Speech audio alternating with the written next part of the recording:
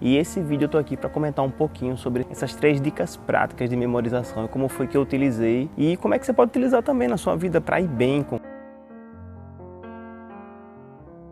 que eu percebi em concurso público é o seguinte: nem todas as técnicas de memorização em diversos concursos. E vamos lá para a primeira. A primeira é flashcard. Flashcard é o seguinte: toda vez que você vai estudar alguma coisa, você pode fazer perguntas. Então você compreende o assunto, certo? Eu parto da premissa de que você vai compreender o assunto, vai entender o assunto. E a partir dessa compreensão você vai gerar perguntas. Cada pergunta você vai anotar na frente de uma ficha e atrás do cartão, dessa ficha desse cartão, você vai colocar a resposta. Por que isso é interessante? Primeiro, o fato de você elaborar perguntas para você mesmo vai gerar uma maior compreensão e uma capacidade de extrapolar o que está ali no livro. No momento da sua revisão, quando você pegar essas perguntas, você vai se forçar a responder e a lembrar essas perguntas. Caso você não lembre, você pode virar o cartão e ver a resposta. O interessante do flashcard é o seguinte, é porque não para por aí. Você pode fazer o seguinte: você pode colocar algo como se fossem caixas, uma aqui, 2 aqui, 3 aqui.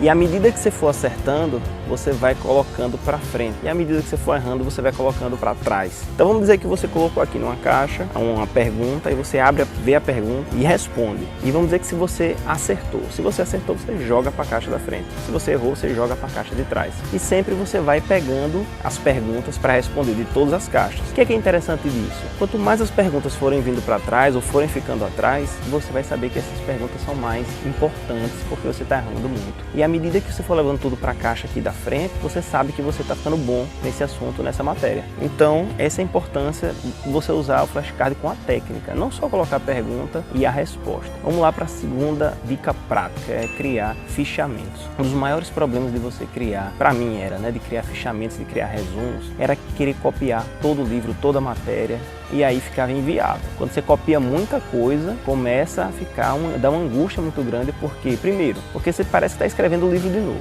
e segundo, porque não dá tempo de revisar esse volume de conteúdo. Então o que é que eu fazia? Quando eu estava lendo o livro, quando estava lendo o assunto, eu grifava o que eu considerava importante. E aí uma ressalva aqui: o que é importante não é necessariamente o que eu acho, que Gerson acha que é importante, mas é de acordo com as análises que eu fiz da prova da banca do concurso. O que é importante é o que vai cair na prova, o que é importante é o que tem a probabilidade de cair na prova, e não o que é que eu, Gerson, acho importante, tá? Então eu grifava. Quando eu fazia esse grifo, o que é que eu fazia? Eu compreendia todo o tema, aquelas determinadas páginas, aquele capítulo, eu ia lá e resumia a ideia central e fazia tópicos de todo aquele tema, de toda aquela sistemática daquele assunto. Então o que é que eu fazia? Eu organizava, na verdade, as ideias para que elas ficassem claras e sintéticas no momento que eu fosse revisar. Porque aí, quando eu estava revisando, eu lembrava muito fácil. E logo mais à frente eu chamei isso de resumo por palavra-chave. Por quê? Sistematizava a ideia, organizava a ideia, é sintético e estruturado em tópico. Então eu usava isso para revisar, e agora eu vou entrar no terceiro ponto, que é a revisão. O que é que tem interessante da revisão, que funcionou muito bem para mim como técnica de memorização?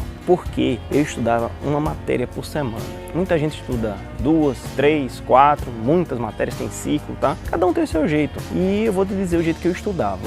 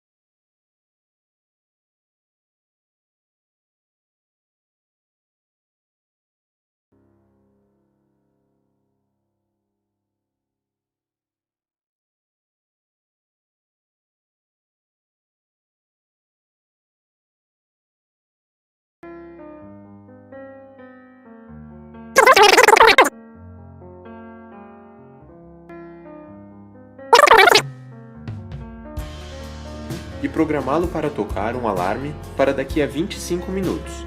Eu quero deixar bem claro que não precisa ter a forma de tomate, tá bom? Pode ser seu celular, o relógio, o timer da cozinha. O importante é mostrar o tempo e soar um alarme ao final. Este período de 25 minutos é chamado de Pomodori.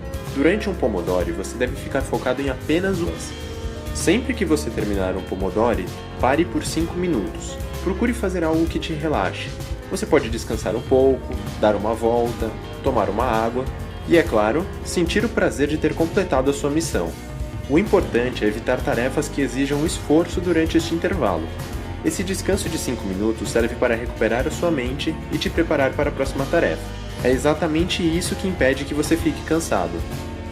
Ah, outra coisa. A cada 4 pomodoros completos, você deve dar um descanso maior, algo entre 15 e 30 minutinhos. Ou seja, você faz um pomodoro e descansa 5 minutos. Você faz mais um e descansa 5 minutos. Você faz o terceiro pomodoro e descansa 5 minutos. Depois que você fizer o quarto pomodoro, você deve descansar de 15 a 30 minutos. O terceiro ponto importante é sobre as ferramentas necessárias. Além do cronômetro, é claro, você vai precisar de 2 listas. Elas são bem simples. Você pode utilizar papel, o celular ou o computador.